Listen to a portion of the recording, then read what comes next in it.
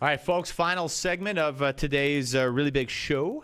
I thank you for being aboard every day from 3 to 6 p.m. Eastern Time, NewsmaxTV.com, and, of course, fine radio stations everywhere, and Roku, and you could download the Newsmax TV app on your iPhone.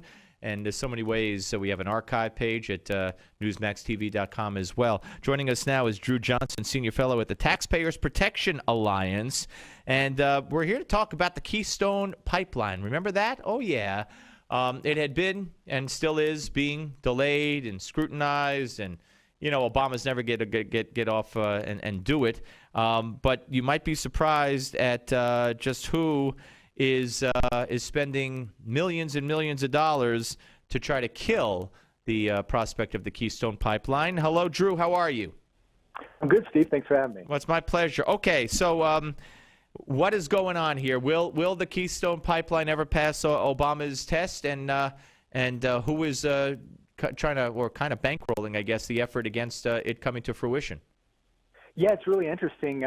Obama has never really had a very good reason why the Keystone XL pipeline shouldn't be built, because it would mean, tens of thousands of jobs and cheaper electricity. And probably most important really is the fact that we'd be getting a lot of our oil domestically and from Canada rather than from unfriendly nations, people who have warheads basically pointed at us. But the guy who's bankrolling this is a guy named Tom Steyer, who says that he's a hedge fund manager who's made literally over $1 billion. He's one of the richer guys in the United States. And he claims that it's for environmental reasons, but when you look a little deeper, it's actually some business reasons for himself. And what would those business reasons be? Well, it turns out that Tom Steyer, this great environmentalist, has made about $1.5 billion through fossil fuel investments. So he's telling us, first of all, that fossil fuels are terrible, but he's made over $1 billion off of them. But he has a huge interest, a huge financial stake in a company that's building a pipeline called the Trans Mountain Pipeline.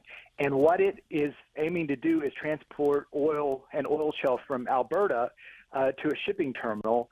And that's exactly what the Keystone Pipeline is doing. So if he is able to keep the Keystone Pipeline from being built, then he has a monopoly with his little Trans Mountain Pipeline and stands to make millions of dollars off of it. So we see it's not environmental concern at all that's motivating this. It's Steyer's own profit. And is he influencing Obama other than putting money into ads or whatnot against this, or how is Obama being directly influenced by this at all?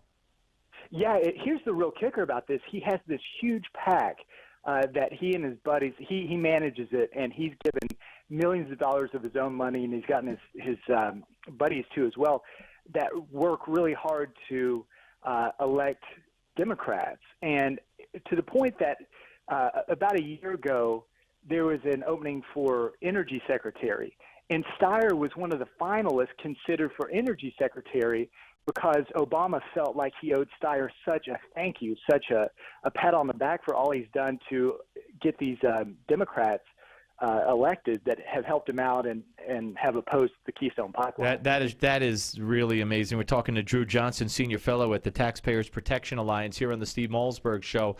Talk about some of the you talk about some of the ads that he's running, and one of them, he claims that the Keystone Pipeline would only create 30 jobs or so?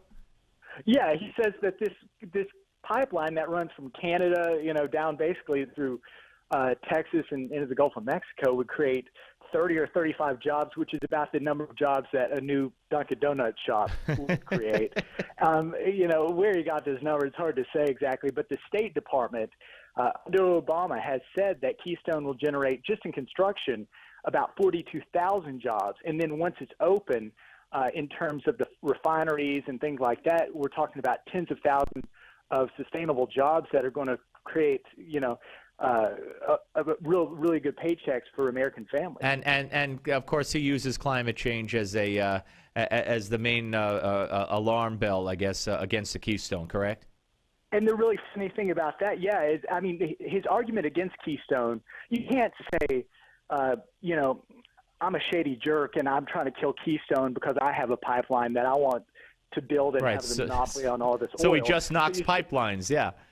Right. So you say, oh, my goodness, the environment's going to be ruined if the Keystone XL is built, which, all these federal and state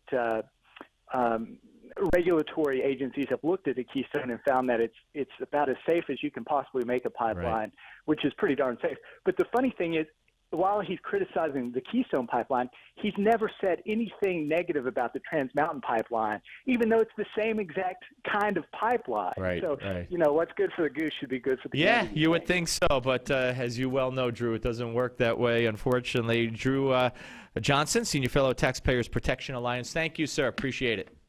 Thanks for having me. Take care. My pleasure. Take care. All right, folks, we've come to the end once again of another Steve Malzberg extravaganza, a 3-hour extravaganza, and we'll do it again tomorrow, God willing, as they say. I want to thank the folks at Morning Joe for having me on earlier today, and I was on HuffPo TV with Dr. Mark Lamont Hill, and that was fun too with Dov Hiken and other people. We'll come back here tomorrow, Newsmax TV, and in 2013, half of your friends